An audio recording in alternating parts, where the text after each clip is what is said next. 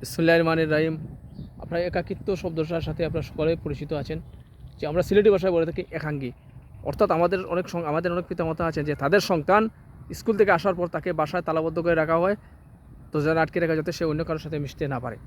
এই যে একাঙ্গী জিনিসটা, এতে করে কিন্তু সন্তান গড়ের ভিতরে থাকে তার যে মেধার যেটা সামাজিকভাবে সে অন্যের সাথে কখনো দেখা হলে সে কথা বলতে পারে না বা মানুষের সে বিরক্তি বোধ করে। এই একাঙ্গী জিনিসটাকে আমাদের সন্তানদেরকে বেরিয়ে আনতে হবে। তাদেরকে সন্তান অবশ্যই মিষ্টি দেওয়ার সময় দেখতে হবে যে ওই সন্তানটা ঠিকমতো যাতে যাতে যাতে কাদের সাথে চলাফেরা করে, এই বিষয়টা একটু খেয়াল রাখবেন।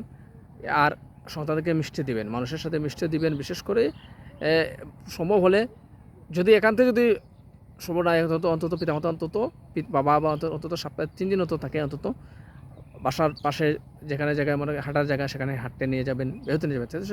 তাতে সে প্রাকৃতিক পরিবেশের সাথে পরিচয় হবে, আশপাশের মানুষের সাথে পরিচয় হবে এবং তার মেধার বিকাশ করবে এবং কর্মস্থল জীবনে সে অনেক